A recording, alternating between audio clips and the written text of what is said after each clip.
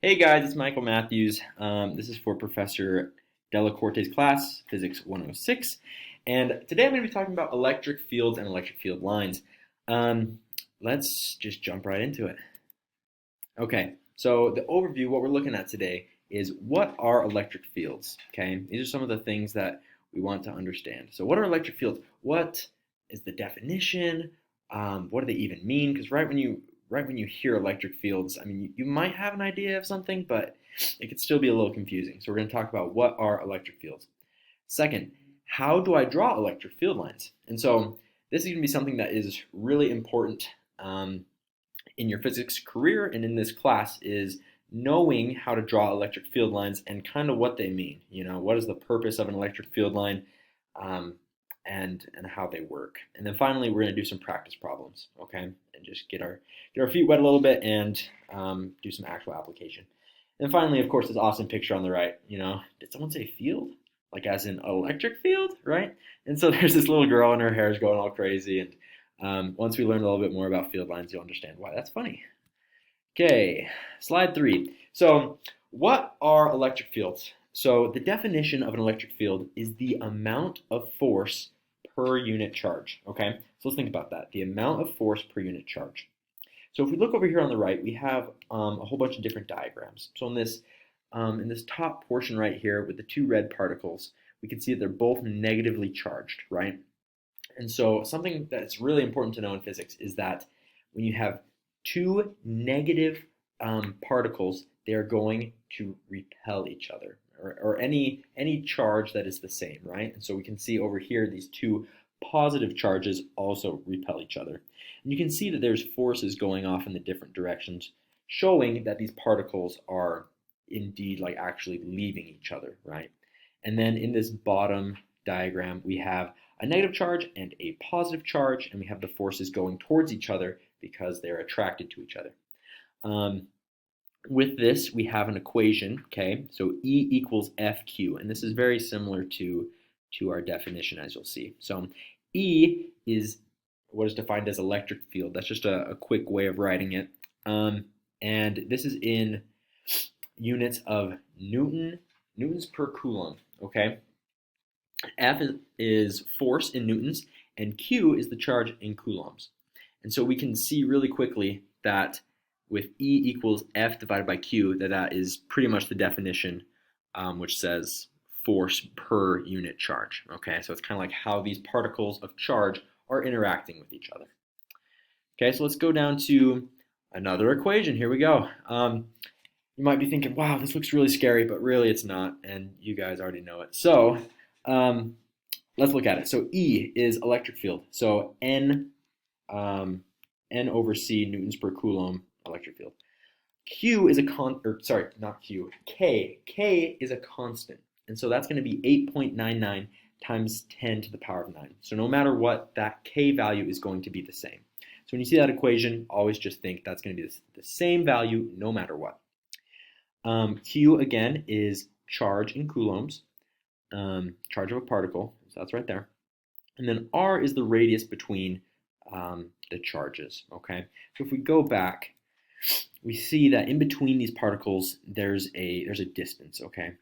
And a lot of people might get this mistaken and say, oh, that might be the diameter, we'll split it in half, and then that'll be the radius. But really, the total distance between these charges is what is defined as the radius. And so when we see radius, we want to put the total distance between the charges and square it. And then that is a very useful equation in helping us figure out the strength of field lines, okay? Electric fields also act as vectors. So what does that mean? So vectors means that over here in this example, on this right side, the left side's a little confusing, so we're going to kind of ignore it. So we're going to look at this right side. And right here, this vector going straight up and this vector going down to the right, together they make this vector that goes off to the right diagonal upward. So you can see how these two together, you know, their magnitude added together creates this vector here.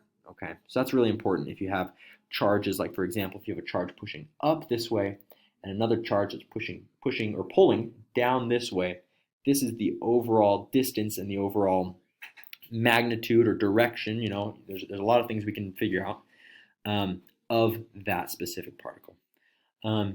Also, we can use Pythagorean theorem to figure out a lot of stuff about electric fields and electric field lines. And so right here, we have the basics of a squared plus b squared equals c squared. So you have one side a, the other side b. And when those are both squared and added together, that's where you're going to get the square of your hypotenuse, okay? So we kind of discussed what electric fields are, and so hopefully you have a better idea about what electric fields are, okay? And now we're going to go into the rules for drawing electric field lines. So as we talk about these different rules, I want you guys to look over at this right diagram, and this is going to help us a lot in figuring out what these rules mean and how they actually apply, okay? So rule number 1, lines start at positive charge and point to negative charge. So we look at this positive charge and we can see every single line that leaves this positive charge is pointing towards the negative charge, right? We see all these arrows that make their way to the negative charge. Even these lines that come off towards the left, they're going to end up looping all the way around, coming up to the back and pointing still to the negative charge. So no matter what, arrows in electric field lines, point from positive to negative. Always remember that. Rule number 2, number of lines running into or out of a charge shows the magnitude of that charge, okay? So if we look right here, we can see that there is an equal amount of lines coming out of the positive and an equal amount of lines coming into the negative, right? They both have the same amount of lines. So their magnitude of charge is going to be the same, right? We could say that this positive is going to be 1 positive coulomb, and this could be 1 negative charge of coulomb, okay? Rule number 3, field strength is proportional to closeness of field lines. So right here, in between the positive and negative, the lines are a lot closer, they're a lot more dense, and so you can tell that the strength there is a lot higher. Versus out here, there's not a lot of density of lines, and so the field strength is not as strong. Rule number 4, the direction of electric field is tangent to the field lines, okay? And so that's just a rule that we have to remember, that electric field and the field lines are tangent to each other, okay? Rule number 5, field lines never cross. If you look over at this right diagram, you can tell none of these lines ever cross each other. They never will. Okay. Now that we have learned a lot, let's do some practice problems. Yes, we talking about practice, as Allen Iverson has said. If you don't know what that's from, go look it up right now. Talking about practice, Allen Iverson. He says the word practice like 27 times in an interview. It's hilarious. And then finally, Tobey Maguire. I've definitely felt like this in the testing center before, taking a test for any physics class where you get different answers for the same problem. You start freaking out, and that's BYU for you. Okay, so let's bring it over to the board here. And I have 2 practice problems for you guys, okay, like we talked about. And so this first one, my question is, what would the field lines look like in between these 2 charges, okay? So take some time, go ahead and pause the video if you need to, and draw those field lines in between these 2 charges. Okay, I'm going to start doing it. If we see these 2 charges, right, we see this is a 2q plus charge, right? So this is 2 plus, and this is a charge of 1 minus, okay? So we know that the lines are going to go from plus to minus, okay? That is one of our rules. And so we're going to go ahead and draw lines going in between the 2 and the 1, and make sure that none of these lines cross, okay? That's one of our rules. So we know that none of these lines are going to cross each other. And you can keep going. Of course, the lines would go up and over, and some of these would come up and all the way around over to the back side of this one.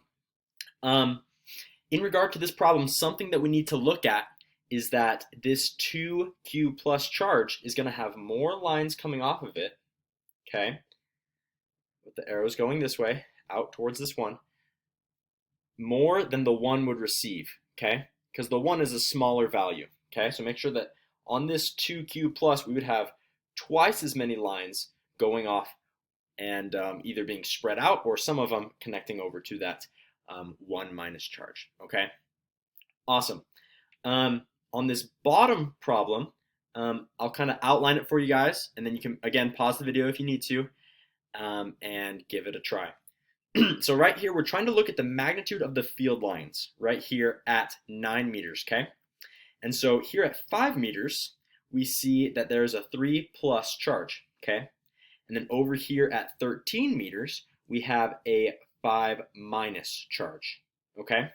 And so what would the magnitude of the field lines be at the point 9 meters, okay? You guys can go ahead and pause the video if you want to and give it a try. And I'm going to start doing the problem, okay?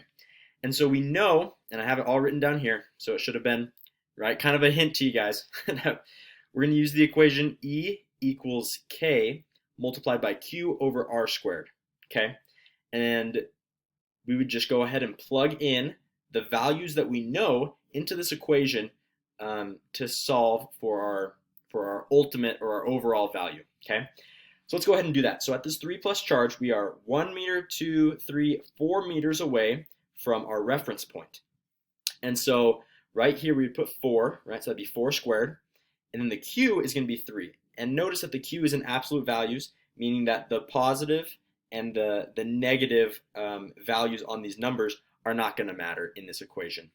And so we would put 3 over 4 squared multiplied by K. And K, again, is that constant that we have over here. It's that 8.99 times 10 to the power of 9, okay? So we'd plug all of that in. And here, let me erase this top stuff, and we can put some more info up there. Okay, so from this value, or from these numbers that we're given right here, our E value is going to be 1.68 times 10 to the power of 9. Okay, so that's the value, that's the strength we get there.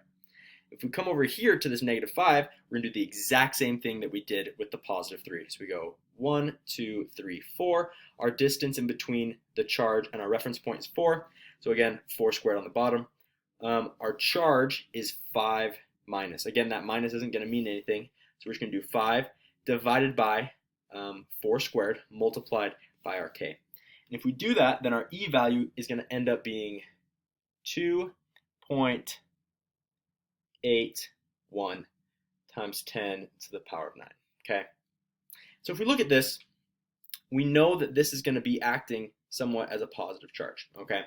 And so if we look at this, positives are going to repel each other. We kind of talked about that in that one slide that had the 2 charges that were both positives moving away, right? And so this is going to be the exact same thing. So this is going to want to move away. This 3 plus is going to want to get away from that positive charge if we're treating it as such. This positive charge and this negative charge are going to be attracted, okay? And again, this is just a test charge, so we're just treating it as if it was a positive, and that's something that we've done in the homework and we've done in class. And so with this value going this way and this value going this way, right, we can have this net pull to the left, okay? So we're going to add these 2 values because they're going in the same direction. And our overall net value is going to be 4.49 times 10 to the 9th. And we know that this is in newtons per coulomb, okay? And so we know right here at this reference point that the strength of our field line is that 4.49 times 10 to the 9th newtons per coulomb. Awesome. It's been a great time talking to you guys. If you have any questions, look it up on Google. You guys rock. Thanks. Bye.